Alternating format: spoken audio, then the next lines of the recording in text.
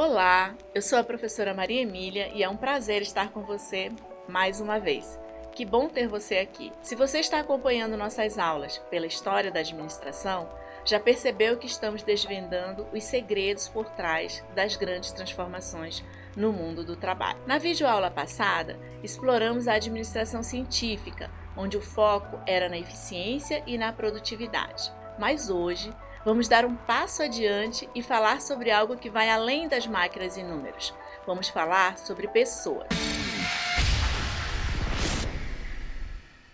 Nesta aula, vamos explorar uma das experiências mais fascinantes na história da administração, a experiência de Hawthorne. Este estudo, realizado no início do século XX, mudou para sempre a forma como entendemos o ambiente de trabalho e o papel das pessoas nas organizações. Você se lembra da última aula, onde falamos sobre a administração científica e como Frederick Taylor revolucionou o trabalho com suas ideias de eficiência?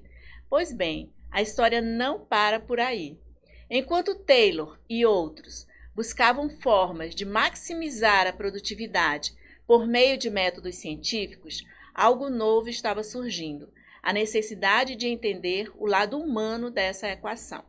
Com a Grande Depressão de 1929, ficou claro que os métodos rígidos da administração clássica não eram suficientes. As empresas precisavam olhar para o que estava acontecendo dentro das fábricas, não apenas nas máquinas, mas também nas pessoas. Foi nesse contexto que surgiu a experiência de Hawthorne. Essa experiência, conduzida na fábrica da Western Electric entre 1924 e 1932, que envolveu uma equipe de pesquisadores, entre eles Elton Mayo, começou com uma pergunta simples: como a iluminação afeta a produtividade dos trabalhadores? Mas, ao longo de quase uma década de estudos, o que descobriram foi muito mais profundo e complexo. Vamos entender melhor. Durante a primeira fase da experiência de Hawthorne, os pesquisadores se concentraram em analisar os efeitos da iluminação na produtividade dos trabalhadores. Surpreendentemente, descobriram que, independentemente de aumentar ou diminuir a intensidade da luz, a produtividade dos trabalhadores aumentava. Mas o que estava acontecendo?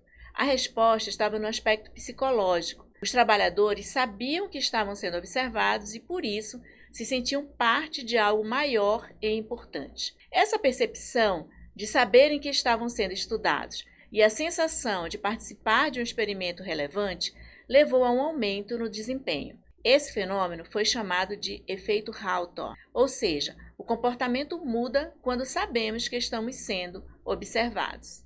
Na segunda fase, os pesquisadores decidiram isolar um grupo de operárias e testar diferentes condições de trabalho, como tempo de descanso e horários flexíveis. Sabe o que aconteceu? A produtividade continuou a aumentar, independentemente das condições. Mas por quê? As operárias se sentiam especiais, valorizadas e faziam parte de um grupo coeso.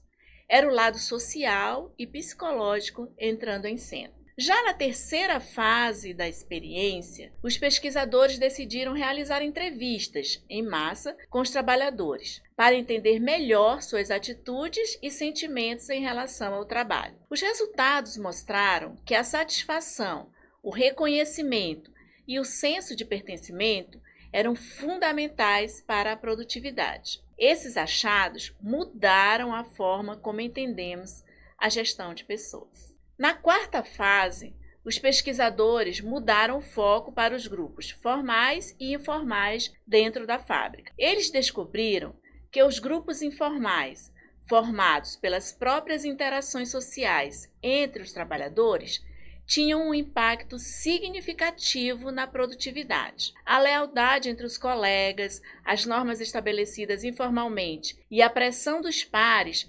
influenciavam diretamente o comportamento no trabalho. A produtividade não era apenas uma questão de regras impostas pela gerência, mas também das dinâmicas sociais no ambiente de trabalho. Esses resultados revolucionários da experiência de Hawthorne abriram caminho para a Escola das Relações Humanas, uma abordagem centrada no bem-estar dos trabalhadores. O reconhecimento da importância da comunicação aberta no envolvimento emocional e do senso de pertencimento mudou para sempre o modo de gerir pessoas. A Escola das Relações Humanas trouxe à tona o impacto que a motivação, o ambiente psicológico e o envolvimento ativo dos funcionários têm sobre a produtividade. Essa visão marcou uma grande transformação nas práticas administrativas da época. No entanto, é importante destacar que a experiência de Hawthorne também recebeu críticas ao longo do tempo.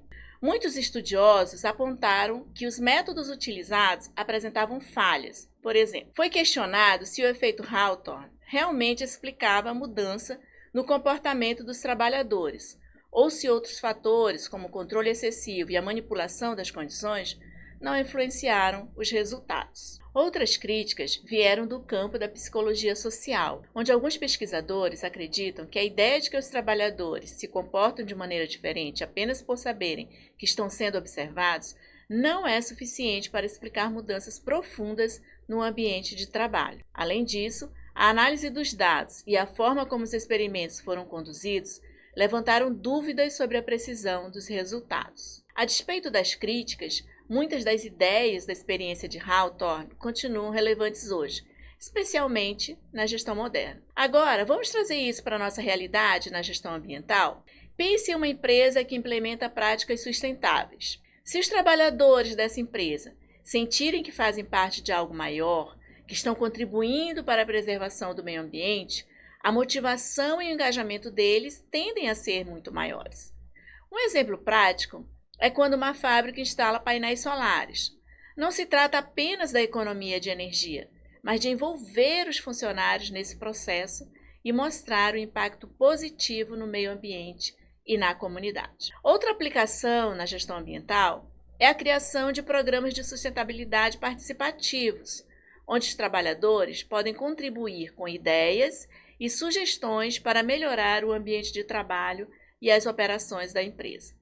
Esse engajamento pode levar a inovações significativas. É interessante comparar as abordagens da administração científica e da Escola das Relações Humanas. Enquanto a primeira se concentra em eficiência e controle, a segunda dá ênfase à motivação e à satisfação no trabalho. As duas escolas trouxeram grandes avanços, mas hoje sabemos que o equilíbrio entre esses fatores é essencial para o sucesso. A experiência de Hawthorne nos ensina que o sucesso organizacional está intrinsecamente ligado ao bem-estar das pessoas.